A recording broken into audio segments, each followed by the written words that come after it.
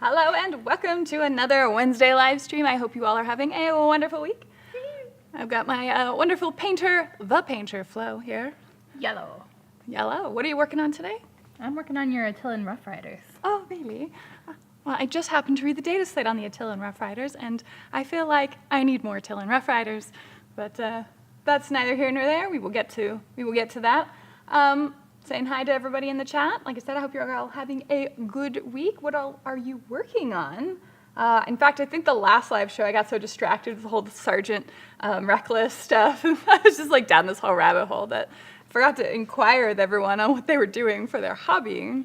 So, yeah, so trying to put the bad person part behind me and say, hey, what are you all working on? Because it's fun to watch. Now, Thomas, I saw you left more than a limerick, a whole song on my Facebook page, so I will have to look at that afterward, but it looks interesting. Thomas wrote a song because I've got a very talented audience in here. Do you have the sheet music for it? We'll learn it for you. An old shanty, just do a whole shanty. So yeah, saying hi to everyone in the chat. Jacob Fisher first. Well, hello there, welcome. Mr. Kyle, good to see you. Thanks for joining us. Thomas Grevel, welcome. Paul, thank you so much for being here. Halfway through June already. I know. It's, My brain doesn't recognize that yet. It should be exciting, but it's really hard not to feel panic-stricken a lot. Patty's Parley. Hey, Patty, how you doing, man? Hello. Revok, welcome. Plunder Den, always good to see you, man. Mr. Kyle, all right, so I think we've got everyone here. Paul, I've 3D printed some Predators to paint. Seems to be a mix of all the movie ones. I've got some Predators to paint also, and they've been sitting there. Oh, well, you've got quite a backlog of stuff, I think. Yeah. Mostly my stuff that's the backlog, but you know. The Predator models seem all right. I mean, even if most of the movies are not good. Well, are most of the movies not good? Predators. So Predator's good. Half Predator of them 2 are good. is good. Predators is good. The Predator And Prey was the was worst. The Predator is one of the worst movies ever made. Prey was pretty good. Prey was all right. Yeah, Prey was like middle of the road, is decent. But then, Yeah. So The Predator, and then how many AVP movies are there? Are there just two? Or are there I don't three? know. And I'm pretty sure I've still 15. never seen the I first. think just two. Because you want me to go I to the only theater saw with the you to see the second, and you wouldn't let me see the first because you didn't want me to not go to the theater with you to see the second. So it's that three terrible ones. I don't even know if the AVP movies are terrible. They're not good, that's for sure. And then three good ones, and then one middle of the road. So boy, they're batting at about 50%. Yeah, I said half of them. That's half of actually them. pretty good. I mean, as my love was the Alien franchise, I feel like you guys are doing all right. There's like two and a good- half good movies. Like 3 is a good movie, but it's a terrible. It's been movie so to long. I follow need to up rewatch Aliens. 3. I don't remember a lick of 3.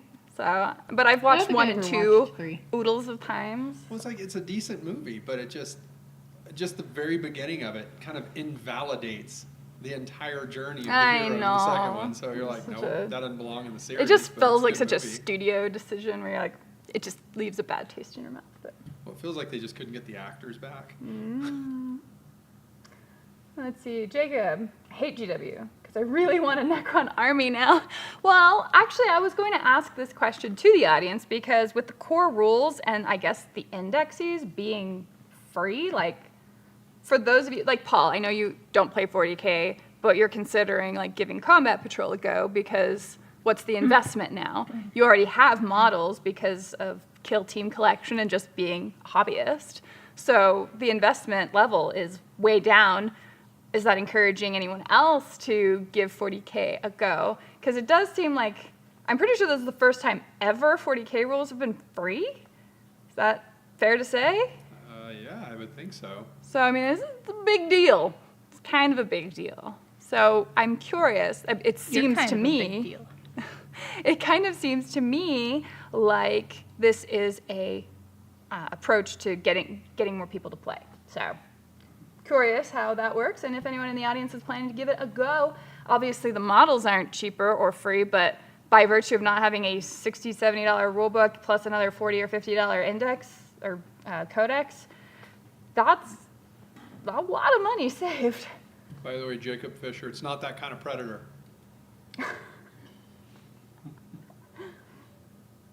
Let's see, I'm working on my next book, the Skeeveteer issue. Oh, nice. So Patty is a game designer, if you haven't, if that hasn't been made clear in prior chats or any of that. Mutants, I believe, is your game. Feel free to plug it, Patty, in the chat. Plug it in, plug it in. Plug it in. Let's see. Tonight I'm painting Titan Century Scorn Heavy War Beast. The dude with the shield and the glaive, and has shield guard. Oh, he does still have shield guard. Nice. The Scorn models, they grew on me over time. I didn't care for them initially. Like the base models, I don't know, but I love the stone guys and the. Are you talking about Circle Ouroboros? No, the. Scorn? Yeah, the obsidian. Oh. I don't even know what you would call them. You know, they're. I forgot the name of the actual unit, but they even. So they're these little stone men essentially that are. I think they're not medium base multi wound. They're like the just heavy dudes. They're still one wound, but like then they had a really big one. I forgot what those guys are called. The 180 mil base battle engines. Yeah, battle engines were the not colossal ones. Yeah. And the one for Scorn was a big stone. Yes, man, that's right. That was cool. Like, that was he beautiful. Just awesome. Yeah, no, they would knock it out of the park with some of those models, man. Let's see. Plunder Den, setting up my game table for a photo shoot for my new Titans. And Titans. Like Night Titans. And Yeah. like that's gonna be super cool. Or terrain and I lit remember buildings. Yeah, well, I really wanna DJ get on used some to be terrain. DJ used to be looking into it. He's like, Necrons would be so cool with this. That is way too much work. Oh, I've seen people that have put lights in individual models. Yeah, I And know. it's just like I can't do that. Where do you get the time and the energy? Can I have some? It's just part of the hobbying, you know, like part of it's energizing. It only doesn't feel energizing when you're trying to meet deadlines or trying to like hurry up and get stuff done. I don't know. I do better like that. I have to give myself a timeline, otherwise it doesn't get done. I know what you mean, but is it enjoyable too? Yeah. Oh, okay. Fair enough. Hey, Wargamer Girl, I never catch you live. How's everything? Hello, welcome. Things are good. I just Welcome. spent the afternoon when I wasn't napping reading the 40K. Well, I read the core rules. I went through the core rules before. I went through them again, and then I read through all of the Astra Militarum indexes, and then I poked through the Inquisition, like the extra stuff, like where the assassins and stuff are, whatever their names are. And then I poked through a little bit of the Adeptus Sororitas. But yeah, all the Imperium, or a bunch of Imperium dropped today. And then I guess Xenos are dropping tomorrow. So lots and lots of reading. Let's see. Jeremy says, oh, just 2 AVP movies. There you go. Jacob, Okay. where's Chris It's all I Hansen? remembered, but I never, once they start getting schlocky, then they really start getting fuzzy in my brain. Which is impressive, considering how good you are at remembering movies. Patty's Parlor. Kitty and I just caught Prey. We liked it. Kitty absolutely loved AVP 1. AVP one was fun. It wasn't a good Yeah, movie. I enjoyed the first I'm one. pretty sure still haven't seen it. It's probably the biggest thing that annoyed me about it was that one Predator should be able to take out like a dozen aliens. Let's just be real here. And really, they just kind of couldn't. Even one-on-one, he like had a hard time. The problem is you're almost pitting two fan bases against each other, right? And I mean, when I was a kid, it was aliens or predators.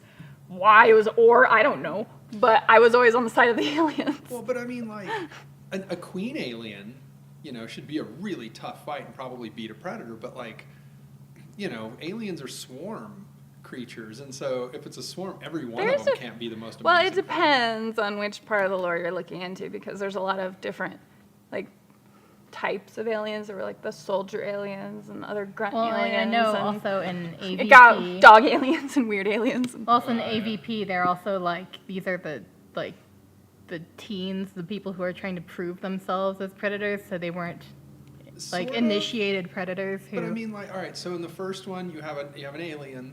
One single alien can take out a ship full of like half a dozen space truckers. Okay.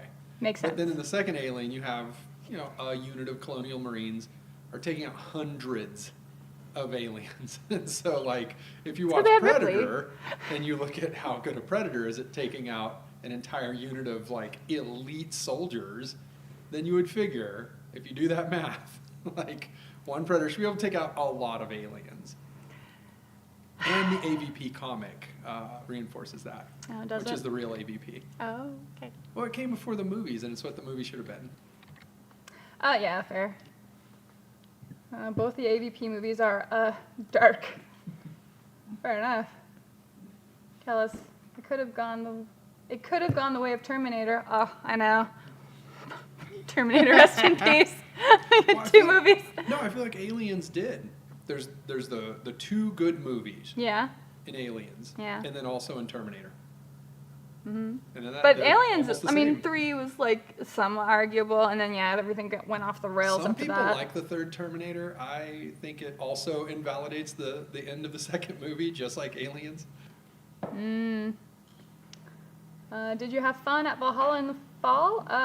Like the one last year? Yeah, it was a good time. Looking forward to doing it again. October 1st to the 6th. Let me know if you're interested in going. Let's see, 500 points for combat patrols. Yeah, and having 500 points of models. Even I have that. Probably, right? Like, I know the points aren't out yet. And I think that's what's supposed to be dropping on the 24th. Yeah. But more than likely, I have a couple extra models anyway, so it probably. And they were increasing the cost of a lot of the models that I had at that point because they're Harlequins. Yeah, so. Floner. So it's got the fancy Harlequins. I have no idea how well they'll be treated in this new edition. I guess we'll learn tomorrow, actually, because that's the Xenos and the list building got more loose and easy, I guess. All you need to see the director's cut of Alien 3 could have been so much better. Oh, like if David Fincher had been in charge of it. Well, I think the theatrical release was pretty good. It's just, it kind of started off that when the entire point of the second half, like the entire third act of the Aliens movie was that Ripley is going back to save her newfound daughter after her old daughter. You know what I mean? Like, Sure. Who's actually old. Themes of it. Like, ended up dying. She didn't get to see her. And so that whole theme of her going and saving her and being able to have her daughter again and kind of reunite her family is just destroyed in the very beginning of that movie. So nothing that happens after that makes it better. It doesn't redeem it for being part of that story, like the ongoing story. But by itself, it's a good movie. I mean, David Fincher is a really good director, so he pulled off a good movie. It just doesn't fit. Yeah. Patty's Parlor, it's still not grabbing me. Still not 1140K. Fair enough. Well, here he plugged his game down below. I'm getting there. I was going to show you should plug it. Where is it? Patty's Parlor's speaking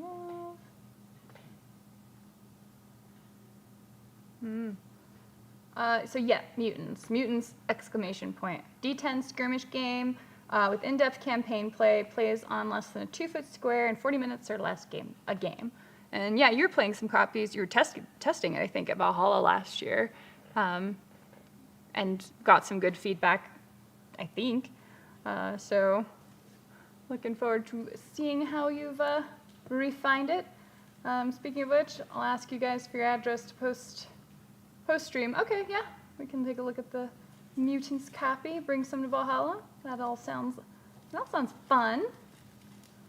Dalput Dur, hello there. It's a very nice tank. Give my compliments to the painter. Compliments. I think that was a joint.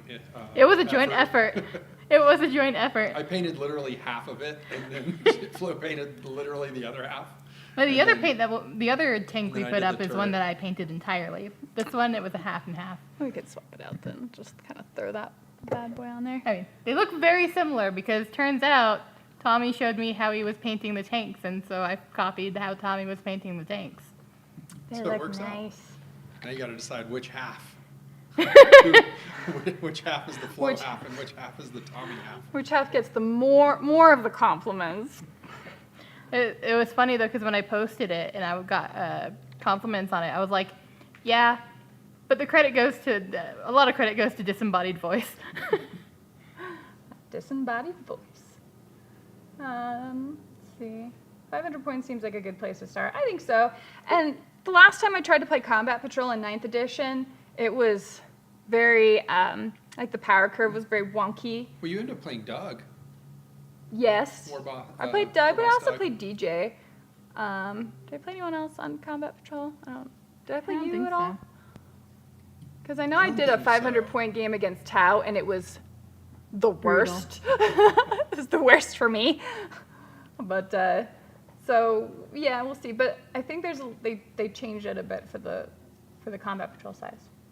Rules being free is fantastic, says Tech Priest. Step that reduces a lot of feel-bad situations that makes it less painful for stores. Yeah, like a lot easier to get people to like try the game. And even if you don't enjoy the game, you can still enjoy your miniatures. Like theoretically, that's what draws you to the game in general. So if you're like, I don't really like playing this, or I don't have time, or I'm terrible at it, or whatever the reason, you can still just enjoy that you have these cool models.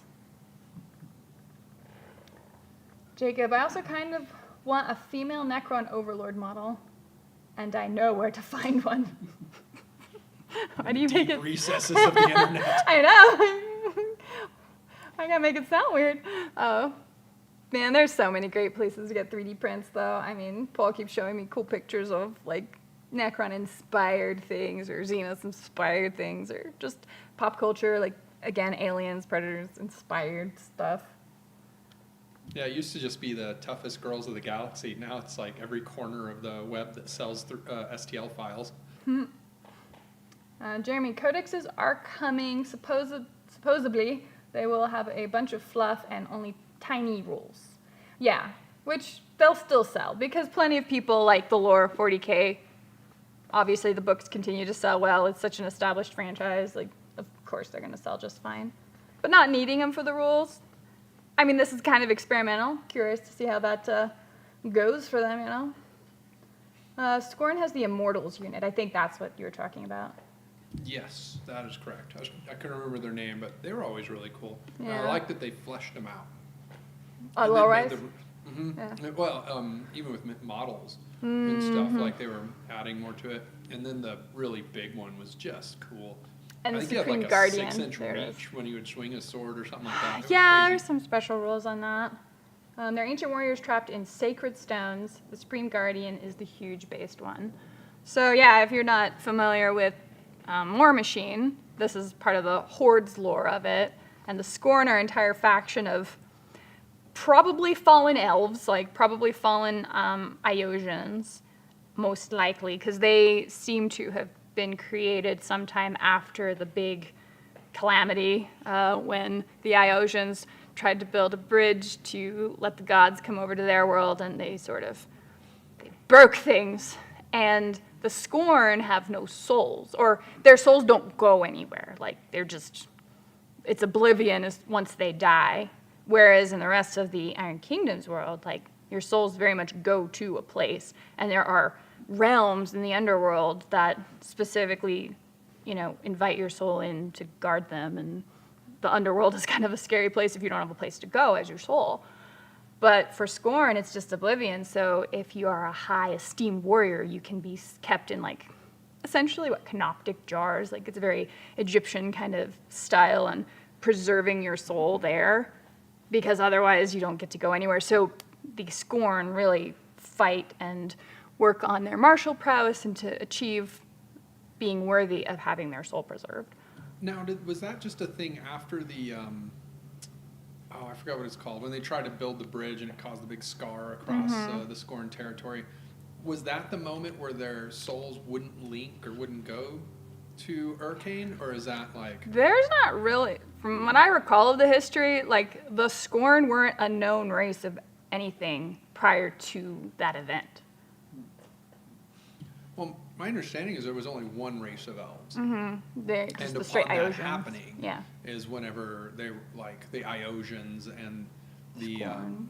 Nis were actually, they migrated away. Yeah. And the Scorn kind of stayed there, and then later on the Nis were, corrupted, which sucks. I know, the poor Nis. The story of the Nis is always so tragic.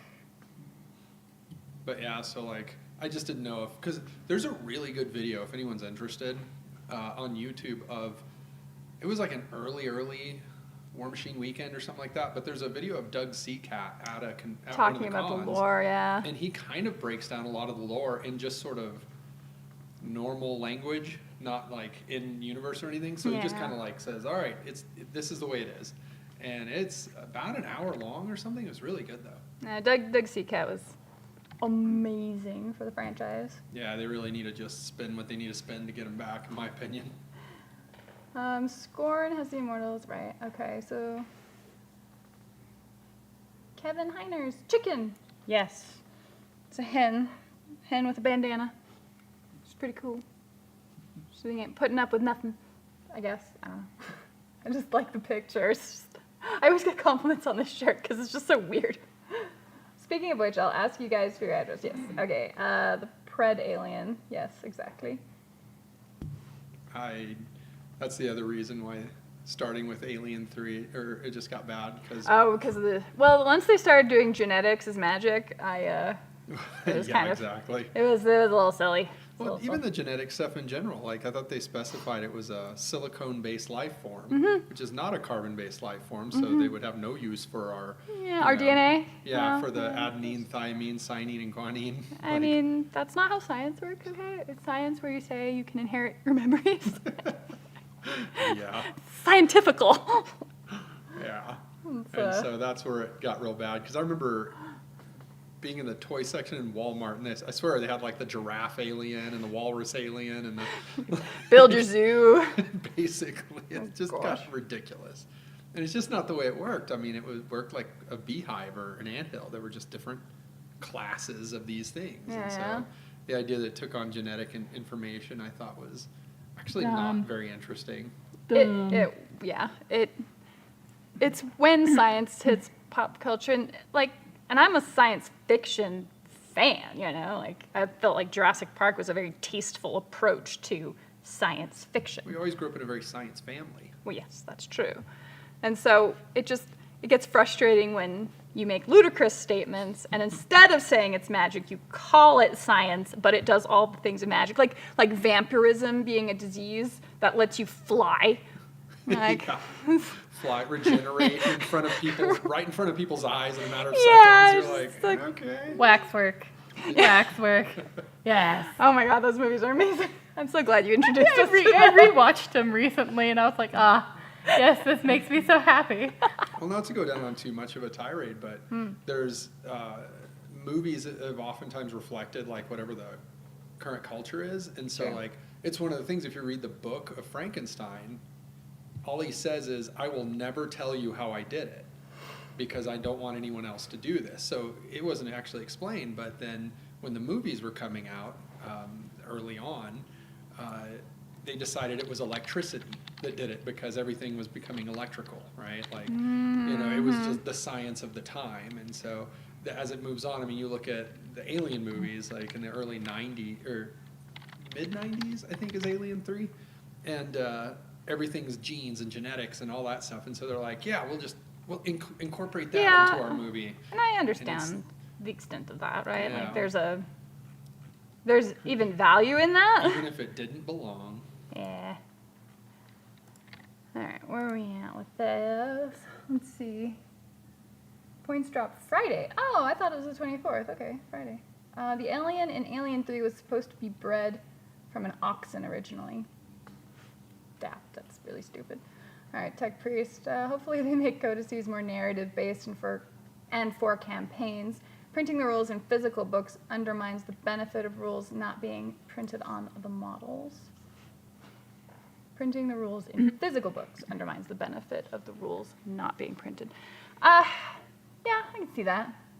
Didn't I hear something where they were gonna have cards that you could buy also, or things that you could print? Yeah. So Oh, you yeah. actually can have physical cards now for your models. Which I right? Like, of course, for coming from War Machine, of course I love having cards for your models. Like, that's way Coming easier to from go LFO, through. I would much rather have. Yeah, because otherwise you're like flipping through pages and pages of stuff, and whether you do that from Battlescribe or Wahapedia or whatever, like you're You're still still flipping through pages and pages of stuff, and that it slows takes a things surprising down. amount of time. Yeah. What, don't you all have phones? Oh, hey, there's another Yes, BlizzCon happening when this it's year. just big enough for me to throw it at your face. Oh, well, that's the problem when you have companies really disconnected from their audience. Let's see. Also, it took a hot minute to remember Aliens 3. Then I remembered it was a cluster. Yeah. I just don't remember it enough to, like, I know I didn't like it when I was a kid and watched it, and I only kind of vaguely remember the ending, and that's it. But then, I don't know, maybe I should rewatch that. Like I said, I've not seen it, so maybe we can watch it together. Hicks and Newt were originally supposed to live, and it was going to revolve around them, and we wouldn't see Ripley until the very end. Huh. I'm Very blanking end? on the guy's name. He's a guy that did District 9. Do you remember his name? The South African... Blomkamp? Yeah, Neil Blomkamp. Yeah. He was actually working on a treatment of a new Alien movie that was literally going to pick up kind of after Aliens. And Oh, it yeah. actually had Hicks and Newt. And, Yeah. I mean, there was a script out there somewhere, and there were actually like production sketches and things like that they were looking for. And it looked like they had sketched in Michael Biehn, and it looked like they'd sketched in, it's like Carrie something. I'm trying to remember the girl. The girl who Newt. played Newt, yeah. Yeah, like it was just like, we're just going to do this as though this story picks up after Aliens and maybe is different. And it didn't go anywhere, but there's kind of cool stuff for you if you look around. Like, it's legit. It was studios were working on it. All right. I mean, I doubt it'll ever happen, but it's nice to think about. Time to paint more command squads. Alexa says hi. Cost King. Time to paint more command squads. Well, I've got the one command squad. I've got the Cadian command squad, so maybe a regular command squad. The Scout Sentinels got a lot better. Being able to help improve the accuracy of artillery is nice, because artillery seems like it could be weak unless you are buffing it somehow. Death Korps Krieg, I want to run 20-man units of that now because of their benefits. But you painted your 2 units in different colors. So Just gonna have to get 2 more units and then paint more of those 2 colors. If I can handle it. But yes, Death Korps Krieg. I'm really happy that I went in on them when I did. And what do they do? We got them in a box set, right? yeah, they came with the Kill Team set. Or Octarius set? I think the Octarius box set or something Yeah, like that. I just remember we had 2 units of them from that. Yeah. So we just had them, and I'm like, well, we're just gonna build these out. And I'm like, oh, these guys look super cool. And I built them before knowing the rules. And then I was testing Played them, and you were like, hey. Yeah, I'm like, these guys are hardy. Like they survive. That's awesome. So, love that. Still have my beta copy with all my Valhalla notes in it. Awesome, Patty. Jeremy, I haven't had a chance to look at the Imperial Guard yet. Did they get the rule to ignore 1 damage from the incoming fire? Death Korps Krieg, no. But they have D3 recursion when they are under strength, and they get +1 to hit and wound or something if they are below half strength. So they get more dangerous the more you diminish them. but the D3 recursion is also, it seems nice. I mean, I know in 40K you typically just wipe out entire units at a time, but we'll see. Feel No Pain has made a huge showing in a lot of rules. The Imperial Guard only have like 6 stratagems to memorize, but a lot of the old stratagems are now just special rules attached to model units. In fact, each iteration of the Lehman Russ, depending on which turret you have on it, has its own special rule. So it's not like you don't memorize a bajillion things anyway. Like, it's just they're moved over. And honestly, it's a little bit more limiting. Like, the tank commander is the only one who can fire after you've destroyed him. You don't get that option as a general stratagem with other tanks. So, yeah. Rogel Dorn has a sweet ability, though. It has like sort of a once per game. If it's about to take a ton of damage, you can just be like, Blade of Plating, 0 damage characteristic. So that's pretty nice. By the way, that stratagem where you can basically bring back a unit, does that reinforcements count for a Stormlord? No, it applies to units and regimental units. So I can't bring back like a tank. I could bring back a squad of sentinels. But not a squad of tanks? Nope. No. I double checked that. Unfortunately, that would be amazing. That'd be really overpowered. Kind of broken. Happy Flag Day, everyone. Happy Flag Day. And see, Jeremy, they said the same thing about AOS, but so many of the army rules are only found on the battle tomb, so let's hope they don't do that to us. Koskins, I wish that Forge World Legends being disconnected to be the relics of the heresy. Lore's so good. Yes. Koskins, time to paint up more Saturday anime villains from the 80s. Anime villains from the 80s? Like Akira? Like that? What is the anime? Would he be Tetsuo? Well, Tetsuo was the one who went he psycho. He became the villain, right? Yeah, but it was a tragic villain, you know. Oh. I mean, Let's see villain's a here. villain. I'm trying to remember who Jubei's nemesis is in Ninja Scroll. Ninja Scroll. And was Ghost in a Shell out, or was that 90s? Yeah, that's 90s. Is it? Okay. Yeah. Well, like my understanding of anime is basically from that era. So 80s would be like, what, the Zentradi? Oh, okay, Robotech and Voltron and stuff. Well, I guess ultimately the Envid would be the villains, whereas the Zentradi were just a different culture, right? Well, I guess, well, no, that's not 80s, that's before. I was going to say, who's the bad guy in Speed Racer? Just technically anime. I feel so bad that movie did so badly. Like, I enjoyed Speed Racer, the movie. Yeah, the Wachowski A lot of people did, siblings actually. movie Yeah, was they just didn't go to really theaters good. to see it, I guess. It was the budget was way bloated, and it was too long. I think it was over 2 hours. It might have been like a 2.5 hour movie. I remember You being call that a ninja? stunningly More like a long. nanja. Oh, John Goodman, bless his heart. I love it. Yeah, no, I liked Speed Racer.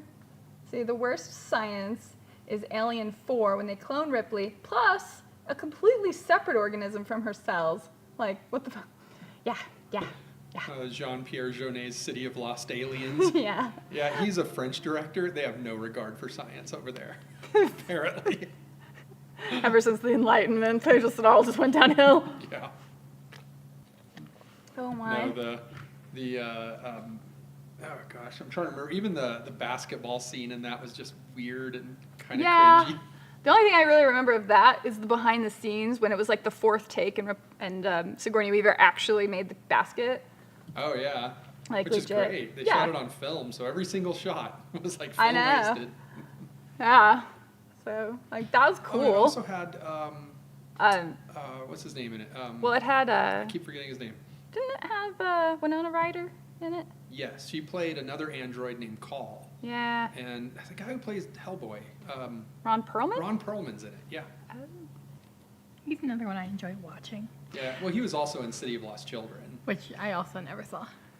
It's weird. I mean, it's interesting. I think I enjoyed it. Yeah, it's visually interesting. It's one of those ones where you're like, I think I enjoyed it. Well, here's the I part. really can't tell. I forget movies after a period of time. Like, I generally forget them. But the thing that sticks with me is kind of just how I emotionally felt about the movie. And so I'll be like, yeah, I think I remember liking it. I remember being mean, really like, The happy. Village? Yeah, The Village. I remember being furious walking out of the theaters just saying that was the stupidest movie I'd ever seen. Obviously, I hadn't seen enough movies at that point, but yeah. Let's see, I bought the re-release of the Snake Alien toy. It was basically a Tyranid Dragon. Those were great.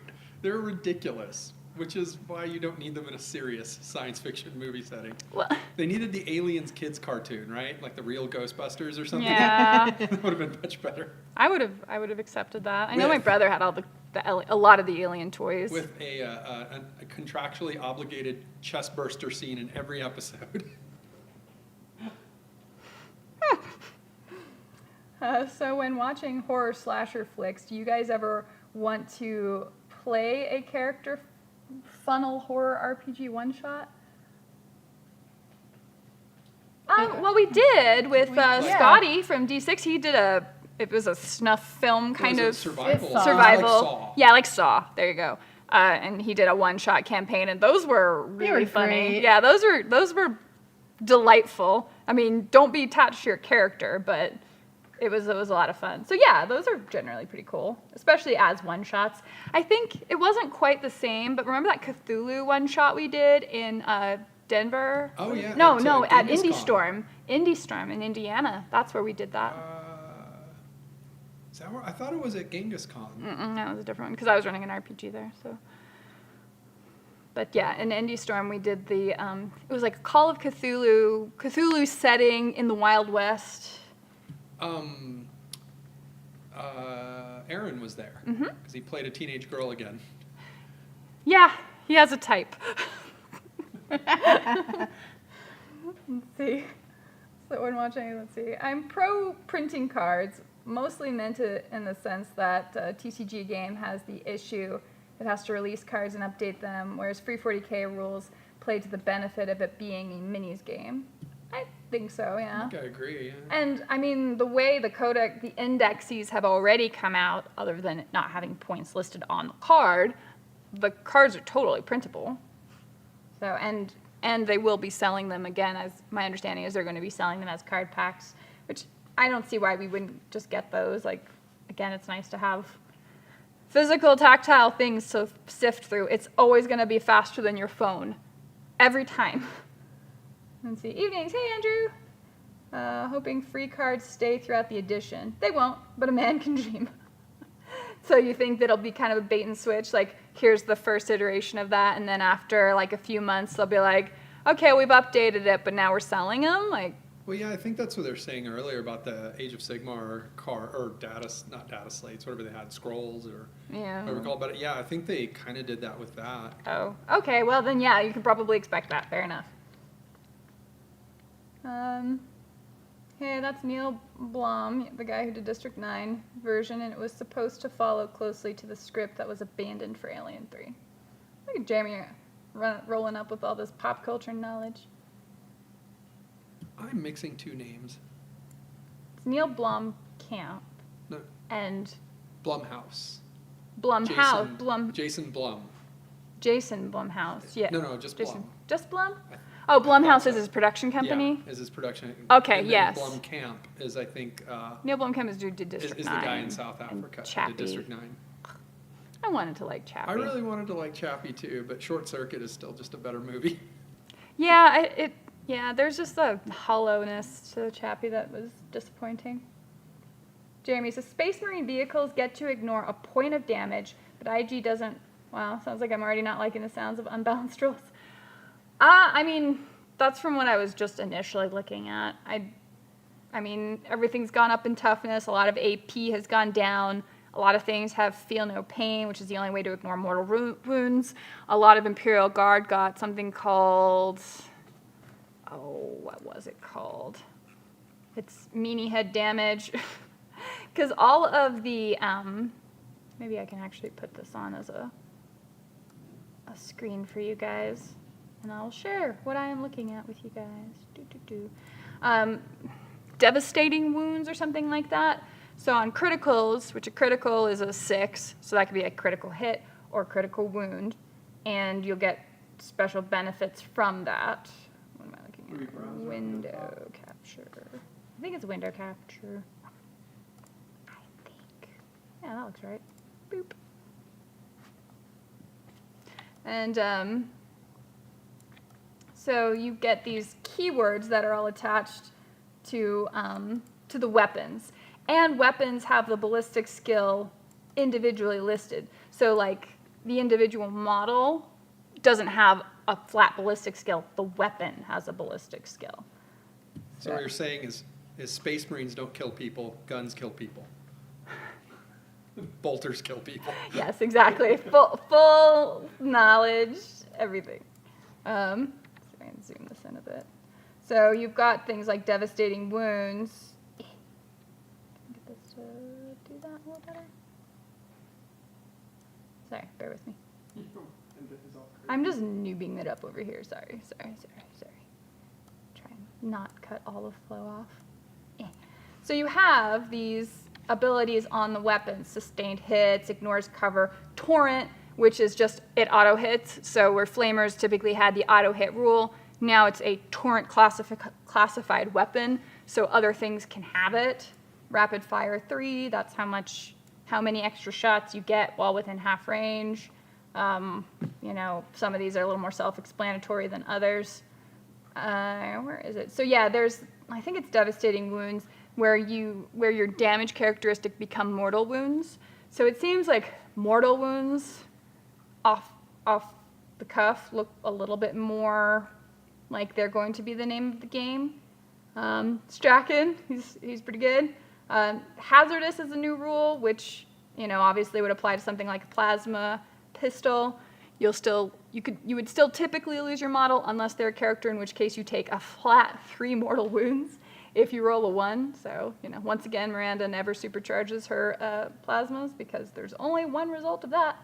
Then you've got these other abilities here under core, and so that's related, if you go back to the core rules, because this gives you keywords, you still gotta go look up another document to find what they mean. At least both of them are free right now. So like Scout 6, that means that after deployment, I believe, you can move your models, like they get a 6-inch movement. What are you smiling about? I was noticing. Saying, speaking of Aaron, Cool Guys Nation is in the chat making comments. Hi, Cool Guys Nation. Hey, Aaron. We're just talking about our fun time at the, do you remember the Cthulhu game we played at Indie Storm? It's like a Wild West thing. I'm trying to remember. I think you were a teenage girl whose boyfriend got captured by werewolves or something. Yeah, like that. and you were just gonna go after him. And was I your dad? Someone was your dad. You may have been his dad. It's very representative of our friendship. Oh, love you, Aaron. Let's see, Jeremy. So Space Marine vehicles, yeah. So yeah, the rules are kind of, and I haven't gone through the Grey Knight Codex, the General Space Marine Index, but they're all going to have their special things. You're still going to have a ton of special rules to memorize, but at least you can kind of tailor it to the army you're building, so maybe that's a little bit less stressful. I'm curious, have you played Warhammer 40k Battle Sector? No. What is that? Warhammer 40k Battle Sector? Video game. No, I haven't. I've got more video games of 40k than I've actually played. Done Dawn of War 1, 2, and 3. Yeah, you have Can't all the say battle- I have them all. you have I all think the I Dawn of started Wars. them all, and I'm pretty sure I haven't finished any of them. I've got Space Marine, which is delightful. Of Blood. course, Dark Tide. Dark which is Tide, of awesome. course. Yes, Dark Tide is super fun, kind of stressful to play, but super fun. I've got Mechanicus, which was really fun to play. That was sort of the XCOM style game. I have Gladius, I haven't played it. I have like the Warhammer Total War stuff, which fantasy I get, but what was the other one? I've got the Orcs, not Blood Guts Cannoli, Shooters Teeth. Blood Teeth, Shooters, and Cannoli. Yeah, that one. What is it? Bolt gun? Bolt gun. What's the Paul new got bolt gun. He says it's pretty fun so far, so I don't may have have to that give that yet? one a go. I haven't gotten it. Yeah. Okay, Cool Guys Nation does confirm he did in fact play said teenage girl.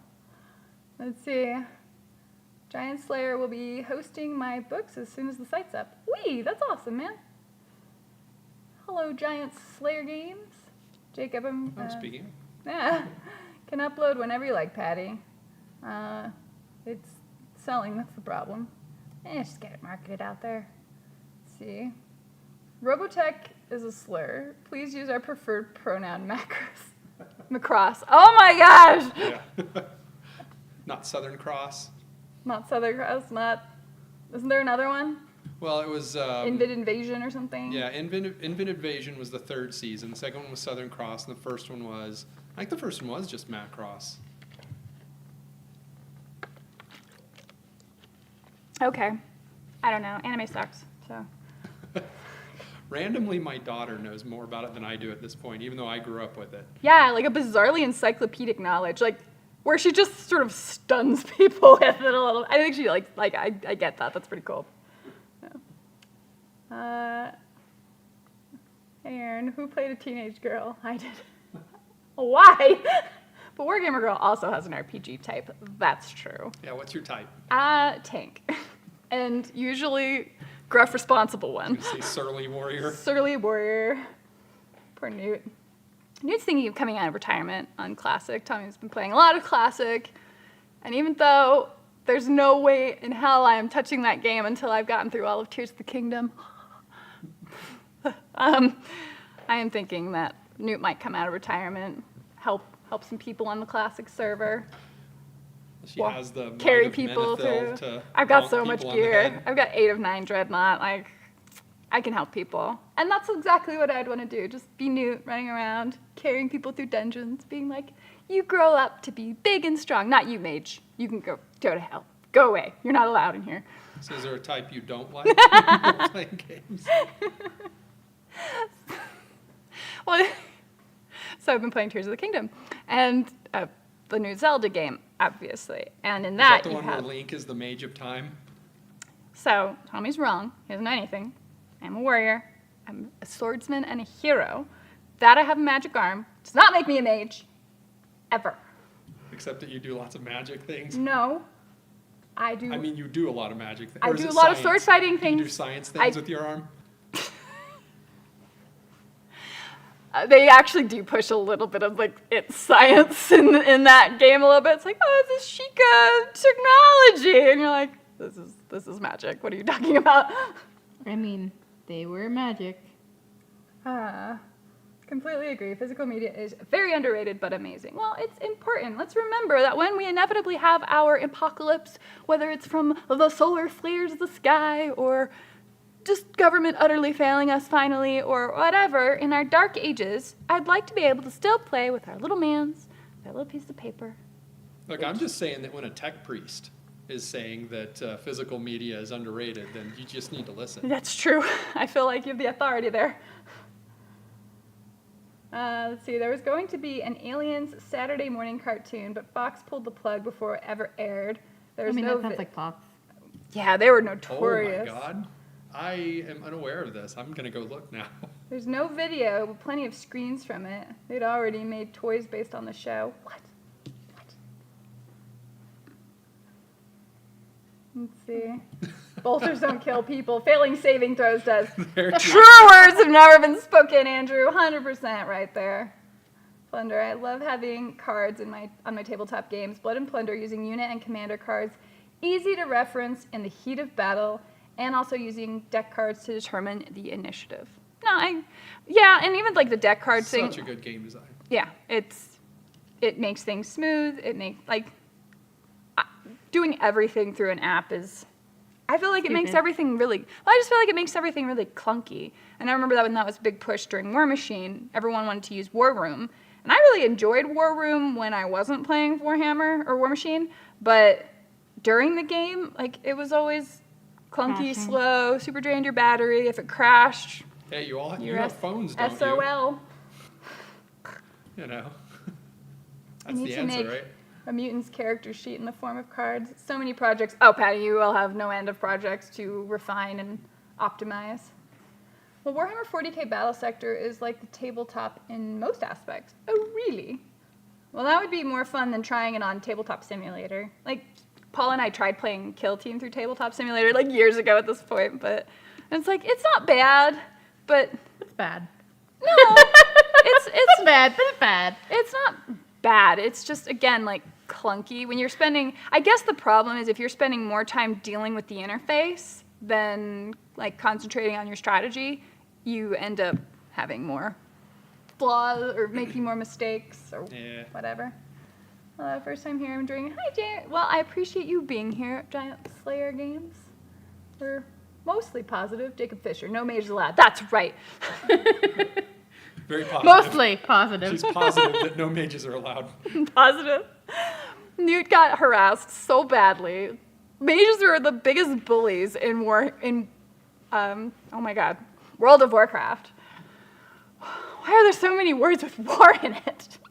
Because you play war games, which Warcraft started out as. See, if I made a war game, it wouldn't be called war. It would just, I would put fight as every noun for that. Or verb, I guess. It's fight quest, it's fight hammer, fight machine. That's how I would approach it. It'd just be called fight each other, fight everything. Fight each other. That's the name of your game. Fight each other. That's the name of her MMO. Look for it on Steam. It's called Fight Each Other. I like to take a very pragmatic approach. Don't leave any mystery, and I was just, you want to know what you're getting into right away. Martial supremacy, nice. What was the show where they made the nanobots that stopped all electricity? I mean, there's Battlestar Galactica, but that's actually a little different because those are the Battlestar Scions. just wasn't online, and that's why it was up. But it didn't stop electricity. Stopped all electricity? I don't know. It's not the one with Johnny Depp in it, was it? There's a Transcendence? movie. Yeah. He turned into nanobots or something. I don't know. He did something. I don't remember. That movie was It was a little weird. Although it was shot out here in New Mexico at the Very Large Array. Is that when he lived, or he was staying in a house down the street? I think that was during From Lone us? Ranger. Was it Lone Ranger? Yeah, it was Okay. during Lone Ranger. What's everyone's opinion on the video game Aliens: The Dark Descent? The video game, I probably don't have any opinions on it because I never really play them. I've gotten some of them, and I play them for a little bit, and then I'm like, I have other things to do. I could be playing this. It would be fun. But then this wouldn't get done. So I'm going to go do the thing. Yeah. By the way, Paul's mentioning the alien show called Operation Aliens. It does remind me of the cartoon. I can't remember what it's called. It's like Rico's Rangers or something like that, but it was a Starship Troopers cartoon. Oh, that does sound probably familiar. would have been similar. Yeah. That's right. The Aliens show, yeah. You all have smartphones, right? Thank you, Patty. This is I don't know. such my an infamous smartphone is pretty quote. Oh dumb. my god. Such an infamous quote. It's one of, what is it? What does Vincini call it? It's one of the classic blunders. See, I tried to play Frostgrave on TTS recently, but I think there isn't enough cool premise assets, or like pre-made assets for it. I knew how to make game maps. If I knew how to make game maps, it would be epic.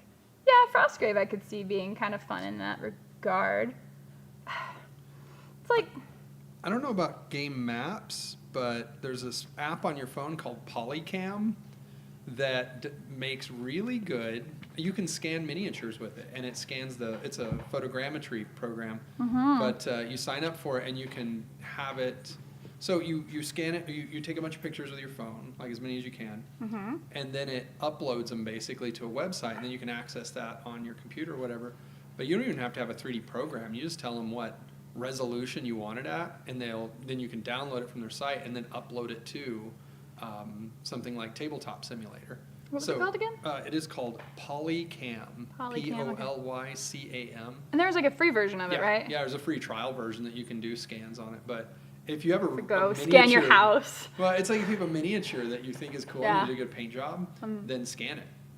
And then you can do several of those, and then you can have your own miniatures in your tabletop simulator game. It's a pretty good program. Yeah, because it takes the texture maps and the color and everything, right? Yeah, it's your paint job's on it. Like, Okay. it's great. Nice. Fight of Fightcraft. Exactly, Jacob. You know where I'm going with this. I feel like it's a very marketable strategy. No, it has the bad guy from Mandalorian. Roughnecks, I guess, was the name of the Starship Troopers thing. What did I call them? I don't remember. Did I not call them Roughnecks? No, I it call them was something else. It was the Yeah. character names something. Well, Rico is Rico's the main character. Rico's Riders. Yeah, he's maybe. the Casper Van Dien character, Yes. which I think is great because he's the guy who stayed on that series.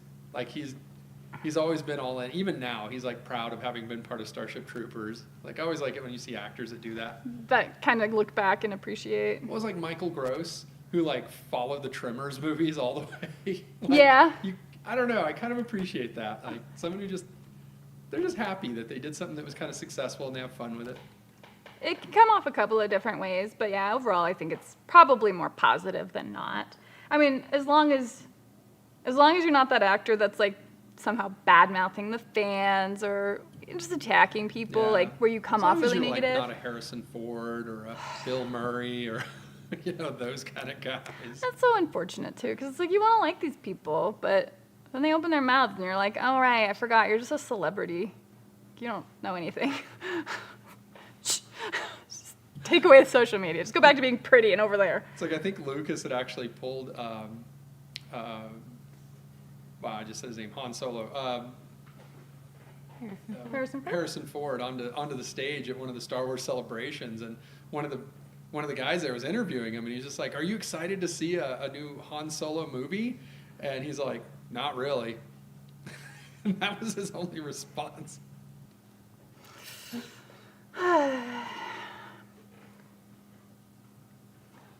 So PP is finally ending legacy production. Unless you played Cephalix, your monstrosities have been dead for years.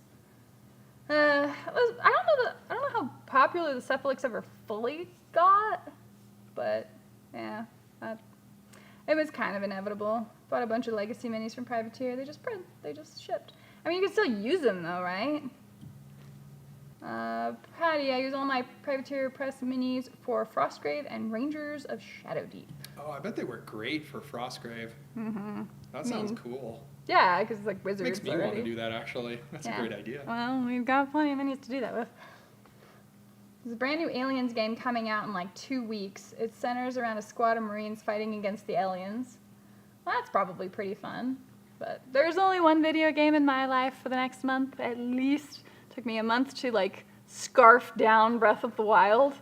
Which, by the way, I don't know if anyone else plays Zelda in this chat, but if you played Breath of the Wild, can you tell me if you finished the game or not? Like, beat the end boss of it? Because so far, I am the only person I personally know who has beaten the game. Everyone else I know played it, loved it, didn't finish it, didn't even get through like more than half they the seem to dungeons. stop at about the same point. Yeah, they also seemed, yeah, exactly. And I don't know how many hours in that is, but it's, like, for science now, I'm curious, like, what is going on?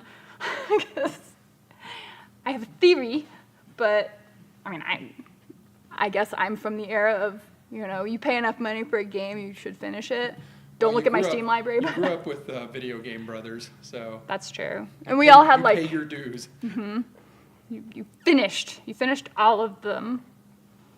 Even the really hard ones. My little brother was the best at it because he was all into retro gaming, and he actually develops independent games on Steam now, on like the 16-bit stuff. And he would play like original Fire Emblem, which was Iron Man. Like, you lose your character, you lose him forever. He would just sit and play the most hardcore stuff. It's like, good lord, kid. All right, I'm gonna disappear. Goodbye, everyone. Nice chatting with you. Bye. Yeah, let's have a good night, Jacob. I hope you're doing well, man. Melinda, hello. Hello. I finally tracked down that Reckless Picture book from 2017. So good. Oh, that's so wonderful. So are we talking about the Kids Illustrated book, or are we talking about the more detailed, like, adult book? Yes, you can still use them. You just won't be able to buy any more of those models from Privateer. I feel like the secondary market is going to be plenty flooded for those models for a while. If you want to get in on Privateer War Machine Legacy models, just hit up eBay. Most of my mini crate models see use in Mutants too, which makes sense. Although, when you get a chance, I suggest looking into your own mini line. Patty's probably like, Kitty's making her way through Tears of the Kingdom. We 100%ed Breath of the Wild. Like all 900 Korok seeds? Ooh, that's impressive. I could not do that. They're showing you up. I know. Well, Kitty is pretty awesome. So she does all the things I want to do. I'm just like secretly jealous of her. But it's Not so secretly. yeah, I'm pretty bad at keeping secrets actually. But anyway, You might have just spilled that secret on the internet. I'm like, not so secretly. well, she was like this cool. She's a seamstress, and like the knitting stuff I don't do as much, but like the seamstress stuff is really cool. Makes her own clothing, and then like has an appreciation of Zelda, which I can appreciate and respect. The Tears of the King or Breath of the Wild, I really did feel like I had to scarf down. I started playing it the same day Tears of the Kingdom came out, and I got both of the games along with my Nintendo Switch. I was just like, eat it up as fast as I can. But like, I got all 120 shrines. I got Epona, which was the only thing I really cared about. I beat all the bosses. I did half of the DLC. But the Korok seeds, I just could not get on board with that. I was like, you guys, I don't care about this game. I don't care about your game of finding you. So there was an issue there. I haven't played a Zelda game start to finish since Ocarina of Time. Do love the series though. Oh, yes. I try to replay Ocarina of Time every few years. It's been a while, but I did just refinish Majora's Mask before I got Breath of the Wild. And then still finished it while playing Breath of the Wild, and I almost 100% of that one. I didn't quite all the pieces apart, but I love Majora's Mask. She played her Zelda while playing Zelda. I can't get enough Zelda. I can't. And see, I asked Jimmy if he finished Breath of the Wild. He loved it, guessing he did. Well, a lot of people say they loved it And then didn't finish it. So, like, I just learned today from one of my coworkers who I just assumed finished it because we were talking about all this stuff in Breath of the Wild, and then he just offhandedly mentioned that he hadn't. And I'm like, really? Let's see. I beat it on accident.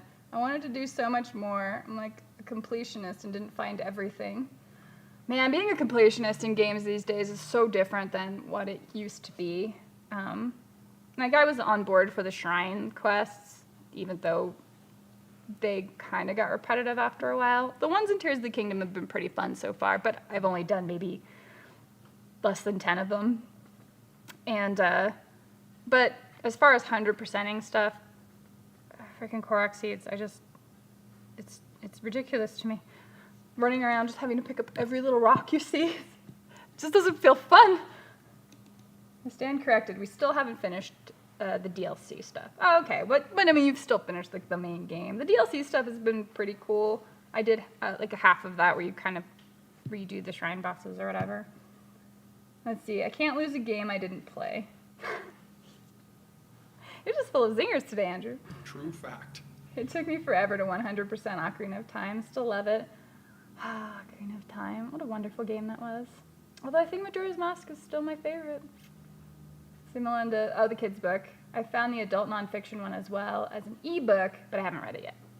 Oh, Sergeant Reckless. What a wonderful moment what a wonderful piece of history to know.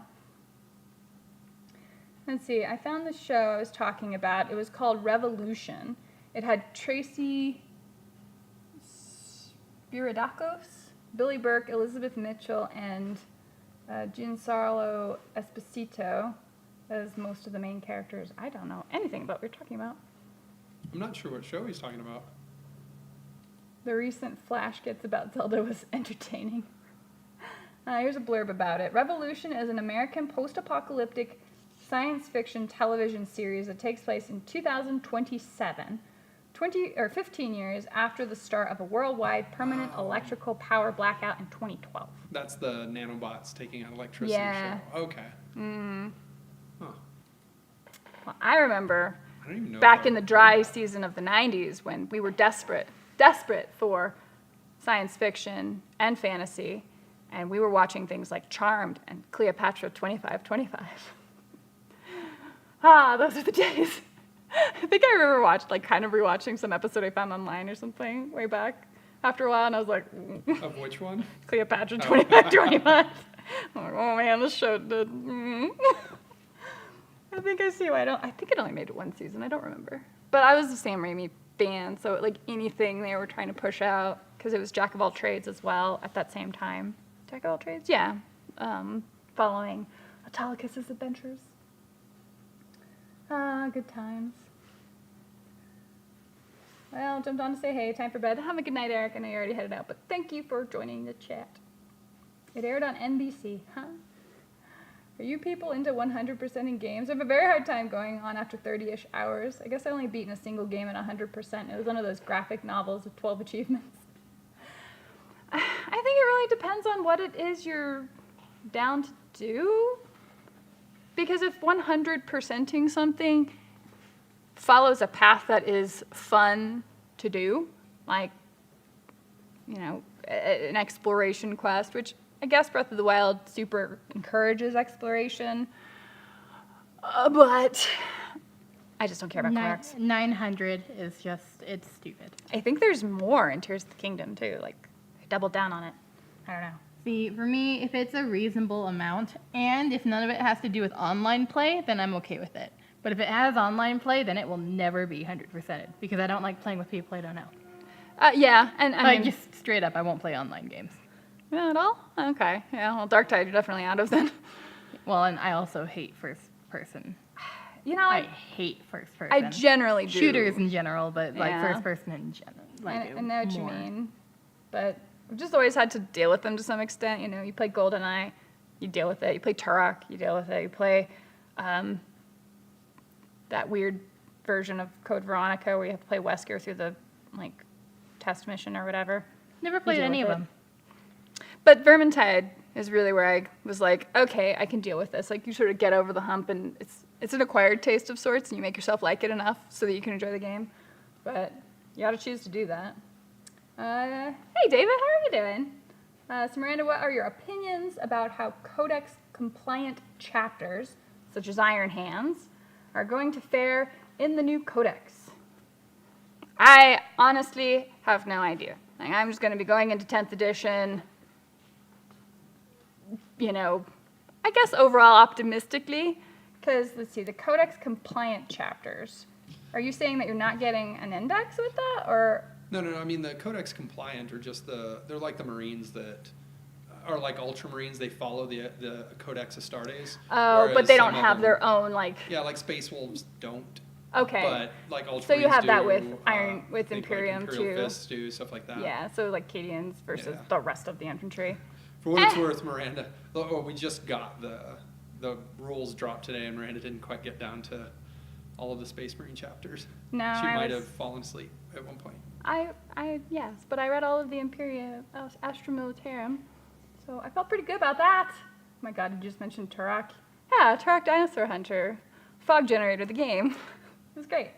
Feel no pains, Miranda. Where are the regular codex? Okay, yeah. I hope that they make that pretty decent for people. Clients, chapters, it's iron. If they're going to fare.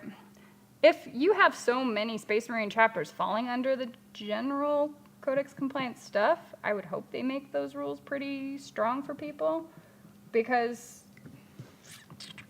well, you know what? Actually, probably more accurately, Iron Hands is just going to get some specialized chapter later on, and maybe that is even pay-for content, like your Codex compliant chapter, or you can buy the Iron Hands DLC. Can you see them not doing that though? I mean, it would almost be two versions of play, right? Like, oh well, you could play on these generic chapter rules, or if you want to spend X amount of dollars to get your own specialized codex, yeah, actually, I think they're going to do that. That would make more sense.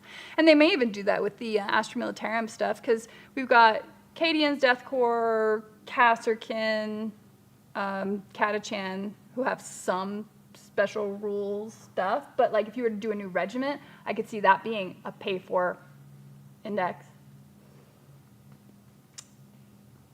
I don't know. That's my off-the-cuff opinion on that. I wonder if they're going to do paid content for.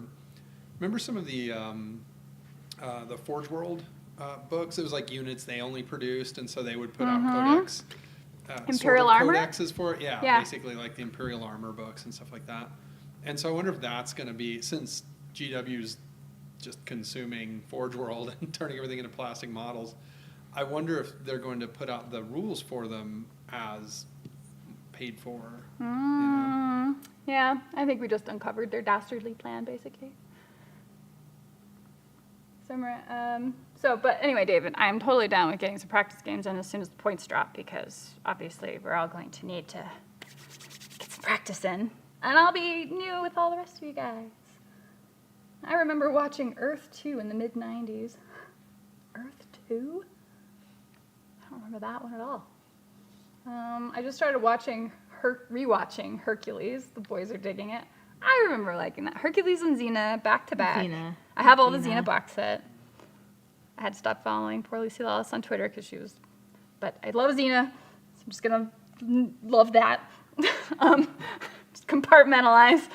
But yeah, Hercules was fun. A lot of people. It's cheesy, but like it was all good natured, so I really enjoyed that. And Autolycus was awesome. His friend, Autolycus? No, isn't that Or the King of Thieves? Bruce Campbell? Yes. Yes, I'm trying to remember all of their names because Hercules also had a sidekick with a very similar sounding name. Boy, they sure had a formula, huh? They did. You're a mighty warrior, and you also have your sidekick friend. Oh yeah. And I can't remember his name. It'll come to me. What Babylon 5 aired from like 1993 to 1997. Deep Space Nine was during the same time. I did miss out on a lot of the Star Trek stuff until much later. Like I grew up with Voyager more so. Like Deep Space Nine I kind of remember as a kid, and like it would be on TV if my dad was around. But otherwise, no, I don't really see that. The X-Files, I do remember a lot of the X-Files. That would be on. But I was like terrified of aliens, so anytime I saw any shot of an alien, I like screamed my head off. So my mom didn't really want me watching all that stuff because I was annoying. Bad. I've always been a horror fan, but when it came to TV shows, like I never really watched any of them. Like Tales from the Crypt? I saw a couple episodes.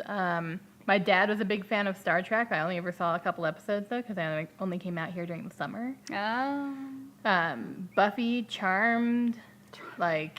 I don't know if Charmed was horror. I would say Buffy. No, Charmed isn't Depends on horror, how you but like classify. just the big TV shows. Like Yeah. I only ever saw a couple episodes of anything. X-Files. Though I do remember when I was young, late night watching what's it called? They remade it recently. Why am I drawing a blank? The Twilight Zone? Unsolved Mysteries. Oh, okay. I loved Unsolved Mysteries. I'd scare the crap out of my friends. You know, for whatever it's worth, or whatever reason, I ended up not watching Buffy in the 90s. It was just, I think I just didn't watch TV at that time, really. Yeah. But I ended up running across later, I think whenever, what was it? Napster had gotten big, and then it got stepped on, and then there were the other programs, the BitTorrent programs. Oh. LimeWire. It Yeah. might have been LimeWire, but I found somebody had uploaded Buffy? the Buffy the Vampire Slayer studio pilot, which Oh. was the one that they showed executives. Like that never aired. Yeah, I never aired for the public. And it was like this. I don't remember, it was like 30 minutes long or something. It's part 1 and 2 of the actual show that aired, but it was like some of the actors were the ones that actually went with the show. That Willow was a different actress, and a few other people they had recast, but. Yeah, Sarah Michelle Gellar was in the original pilot. Yeah. And I remember watching it and thinking like, oh, that's kind of fun. I actually like that. And then I started watching the show, but I hadn't seen it until I just saw that random. So it's kind of interesting because the first thing I saw of it was literally the pilot that Studio they pilot, in-house yeah. pilot that they did. Yeah, no, that was, I think it was Tuesday nights, Buffy and Angel aired. I mean, Buffy for a few years and then Angel after that. And they would air back to back on the WB Yeah. before going to UPN, I think it was UPN. I can't remember all the channel names. UPN, I believe. Yeah. UPM is a unit production manager. Right. So it would be whatever UPN stands for, something network. Probably network, yeah. So, I don't know. But yeah, Also, my brothers and I would. When I was downloading that stuff, I found the original 8mm Evil Dead. It's not even quite the Evil Dead, but it's the what do you call it? Like the demo that Sam Raimi and Bruce Campbell shot. That they literally went around with a briefcase and a projector and went around to like lawyers and dentists and stuff like that to raise money to make the first Evil Dead movie. But they had it's like 20 minutes long or something of Bruce Campbell running around the woods being assaulted evil by his dead. friends. Yeah. Usually, yeah. I And remember it some of was- his interviews about that. Oh, Just and it getting was shot slapped on- with twigs and everything. It was definitely shot on 8mm too. Like Yeah. even in the tiny resolution it was on, like you could definitely see the film grain. Oh, One of the my best goodness. parts of the second Waxwork also is when they have Bruce Campbell show up. Oh, yeah. He's in the Haunting ripoff. Then there was Space Above and Beyond in 1994. Which I enjoyed that. I Yeah. watched that with my friends. I don't think I saw that one. I don't think I watched that one. No, there was some good stuff in the 90s. Like, as cheesy as it all kind of was, like, it felt, Genuine. yeah, it felt authentic in a way. Yep. Yeah. Assassin's Creed 4 was the last game I 100%ed. EU4 is the only game I've really played since, which is kind of sad. Warhammer gets in the way. There's not enough time for all the hobbies, right? Like, you kind of always are choosing one to the exclusion of the other, it seems. But, I mean, there's no obligation to 100% a game. Generally, my own standard is just, like, beat the game, but 100%ing it that's extra, right? Like, do that if you want, but... Feel no pains, Miranda. Yes. Oh, so much. But I've got units now with feel no pain. Like, my command squad has feel no pain. My bodyguard gives them feel no pain. Like, I feel like it's going to be bizarrely abused in 10th edition. Maybe not abused, but just so prevalent, I guess. Well, I wonder if that's going to be like the new thing, is you just sort of look for units that have feel no pain and build your whole army out of it, so that sometimes you can just accidentally win because you just keep making your saving throws. Because I remember there were in War Machine that turned into a thing. Like, there were things you would just mine for gold in, and one of them was getting just tons and tons of extra units, right, for free. And another one, I mean, like an entire faction out of feel no pain, you know. So it's just I don't know. I hope it doesn't get abused that way. Thank you, Patty. Yes, it was Aeolus. That was Hercules' sidekick. Aeolus Italicus. Kind of all sounds like gibberish. So, yeah. Pardon me for not remembering. Eolus Italicus, the rest of us. The late 90s was the vacuum of no good sci-fi. I think there was one semi-decent show on Sci-Fi Channel until we got SG-1. Well, and it wasn't until we got cable later that I finally got to watch, like, Farscape, which I think was shortly after. I don't know if that was quite 90s or if that was actually 2000 at that point. But Farscape was interesting. Way back when. Although, again, I don't remember a lick of it. Or very little of it, anyway. Let's see, almost all Forge World models have gone to Legends. Which makes sense. I'm pretty sure Forge World is just going to get sort of folded into GW and sort of all normalized in a way. As someone who loathes Forge World, all those models getting left out tickles my fancy. Still want a Marauder, though. Beautiful air-wing detachment. I always thought the Imperial Guard would be amazing with all the air-wing stuff coming in, but I don't know. To be fair, you mostly have one. I mostly have one. I need to just print out some guns for it, and it's good. Michael Hurst is 5'6", to Sorb's 6'3". Yeah, they definitely had a very big size difference between the two of them. Yeah, it seems like they're massively slimming down the Forge World range. I mean, I say that, like, when the Warhammer store was set up here in November for the narrative campaign finale, they had Forge World stuff that was representing, like, they had the Titans and they had a whole Forge World table. In fact, I got the assassin that I sent to Paul, who painted and sent back to me, for the Deadpool assassin. I got a Night Titan variant, actually, from them. Oh, you did pick that up? Yeah. Okay, yeah. But I think the problem, I mean, resin, I feel, is kind of falling out of favor between how brittle and delicate it is compared to, like, what you can do now with 3D prints. I could see them really losing a lot of relevance in that market. Earth 2 was great. It was just another NBC show. A group of colonists leave Earth to find a planet, but the corporations don't want them there, as they have been dumping prisoners on the planet for years. It's Australia, the planet. Hey, man, you're talking about my people. Supposedly. Let's see. Some of the main actors in it were Deborah Frenchio, Rebecca Gayheart, Jessica Steen, Tim Curry, Clancy Brown, and Antonio Sabato Jr. I remember Rebecca Gayheart kind of popping up and being kind of a what do you call it, a famous face in the 90s, starting with her on a bubblegum commercial or something like that, and then she ended up being in a bunch of TV shows and stuff. Oh, really? Yeah, it was interesting. Yeah, there you go. Who knew? Was it Bubble Yum? Renee O'Connor was Gabrielle, Xena's sidekick. Bruce Campbell's name is Autolycus, yes. Ted Raimi was Joxer the Mighty. Also makes a, also is the witch in the basement of Evil Dead 2. Yeah. Dead by Dawn. Robert Trebor was Salmonius. Okay, yeah. And it was an episode of Xena in the first season. You can see one of Carl Urban's first roles, where he plays a Caesar? Caesar? It might be Caesar, actually. Yeah. Yeah, I remember him being in that. That's Yeah. right. You're just like, oh, that's Carl Urban. You just see so many people like from the world. It's amazing. Farscape was 1999. Jeremy's just looking up all this stuff for me. Thanks for being a guy in a chair for me, man. Or he knows it off the top of his head. Could be either one. Probably still sitting in a chair. He's going to be like, no, Little I'm bit sitting of on a both. couch. He is still a guy in a chair, right?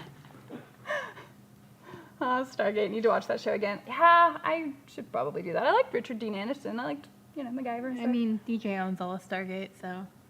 Someone with no knowledge on 40K, how's the overall feeling with this new edition? Is it mostly details or something like a totally new thing? Well, to someone who's totally new to it, I don't know that just a rules dump is really going to get people excited about it. However, if somebody is sort of passingly familiar with 40K and it seems like kind of an interesting world, I think that is the target audience who might be wanting to give this new edition a shot, because you pick up some miniatures, and you generally don't feel bad about buying miniatures, and then the rules are free to try. So I think that is more the target audience. If you don't know anything about 40K, it probably doesn't make any difference to you anyway. So that would be the take there. But I'm sure it'll be freaking chaotic in the beginning. We're going to see if the rules drop Friday or in the next week or whatever, if the points drop next week, we're already going to see lists and people like testing it out, right? So I'm sure I have enough for 2,000 points painted at this point. Oh, yeah. So I'm excited. The real hard part for me looking at the Imperial Guard indexes is figuring out, like limiting my leader choices, because there's a lot of good stuff on those leaders, like a lot of good options. It'll be fantastic for the first 3 months, then Codex Creep will start up all over again. Andrew's probably pretty right on that. I don't have to look this up, but I did want to paint tonight. You've been putting 2 models next to me to paint while you chatted. Aw. That's exactly what my fear, Andrew, but since I only play it with friends, I think I'll go ahead and give it a shot. Yeah, I don't know. I think overall it'll be a positive thing for people. People who play 40K and have been playing it for years are still going to play. I don't see it looking like a stepping off point for anyone, really.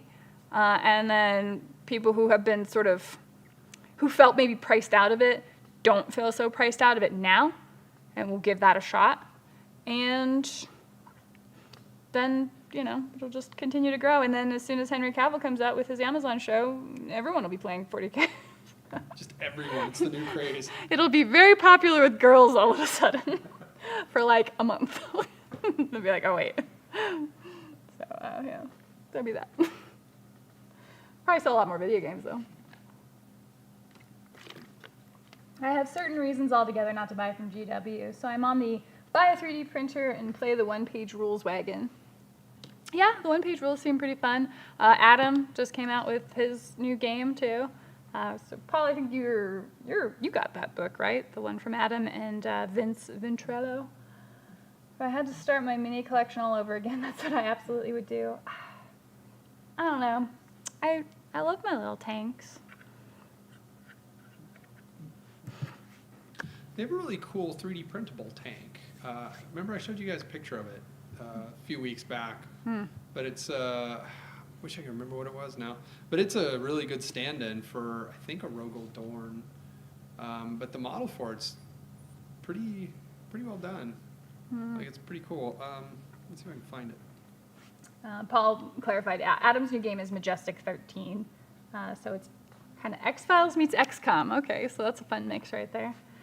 I mean, and that's the other thing. We live in a different age of wargaming, right? I mean, there are so many skirmish games that are out now. There are so many options for your dollar if you are interested in playing these types of strategy games.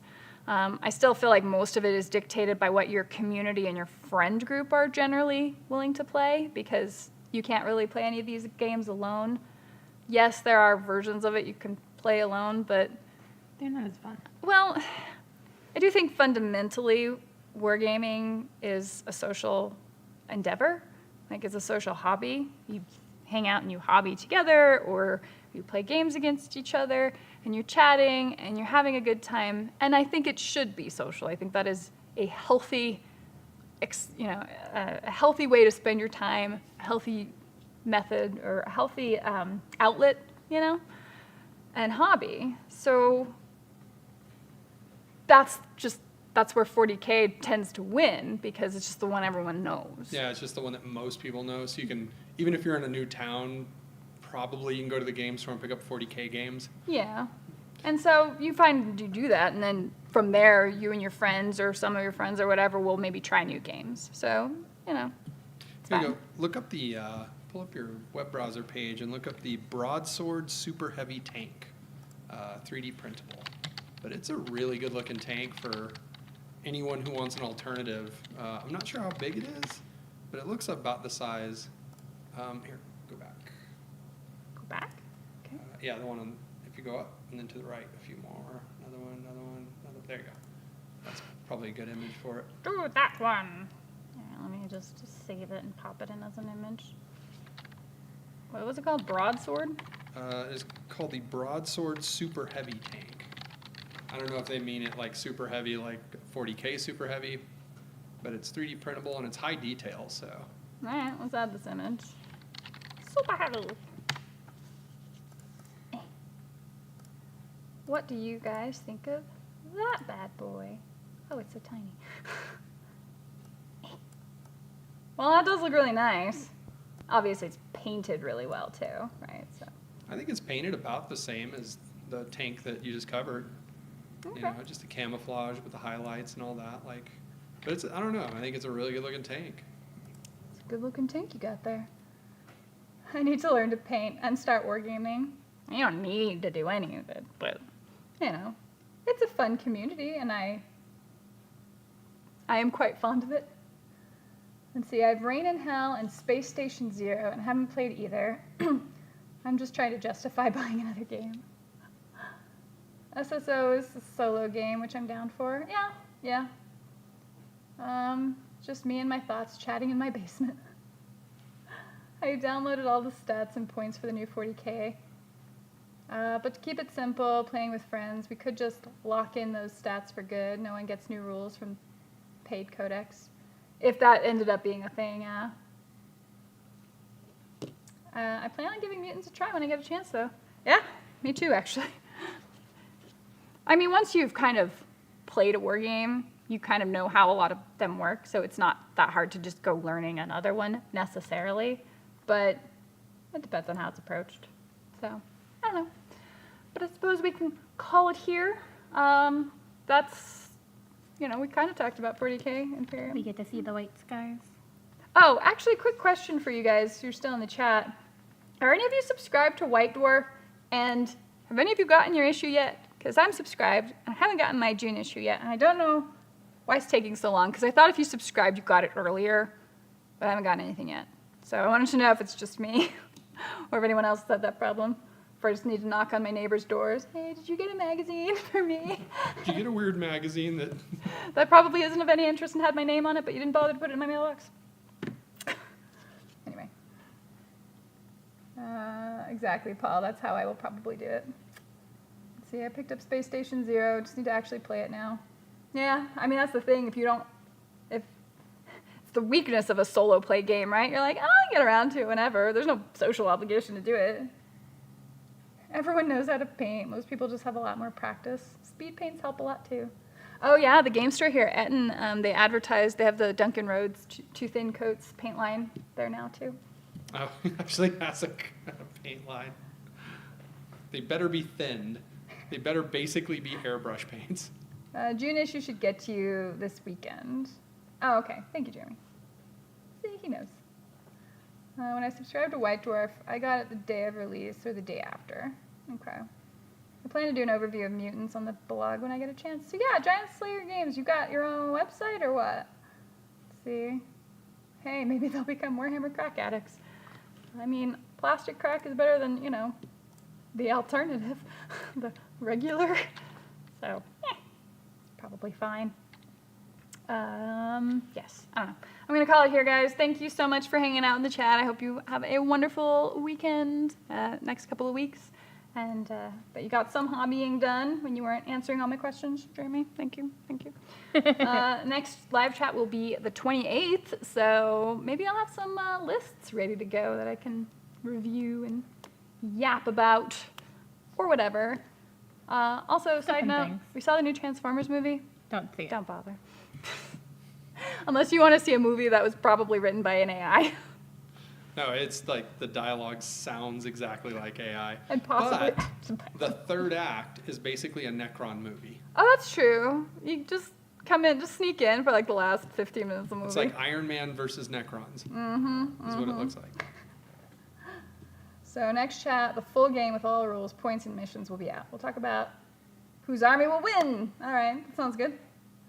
See you guys. Written by an AI. What's new, right? Watch Spider-Man 2. Spider-Man Across the Spider-Verse was good. I recommend that one. Yeah, although, be warned, it is to be continued at the end. So don't be surprised when that comes up. They're all long movies. Has a G.I. Joe cameo at the end, I heard. Yeah. It does. Yeah. Phil Coulson comes in and is like, hey, I work for G.I. Joe now. I'm like, okay, cool. Anyway, we'll see you guys in 2 weeks. Have a wonderful time. And take care of yourselves. Bye. Bye. Oh, we got an outro.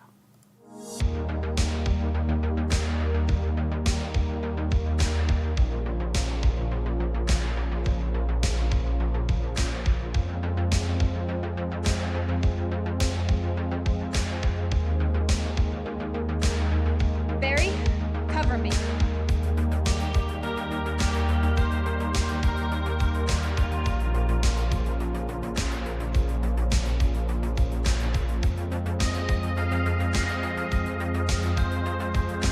All right, guys, this is it.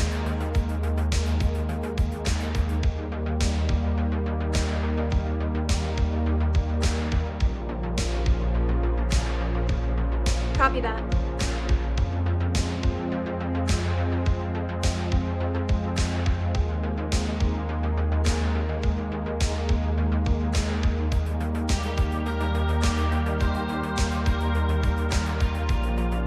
No more sandwiches, Barry.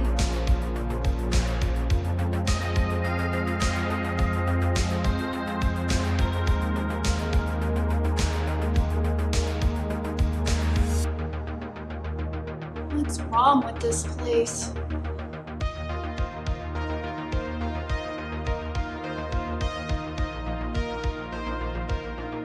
I'm in the west corridor. I'm right outside the generator room.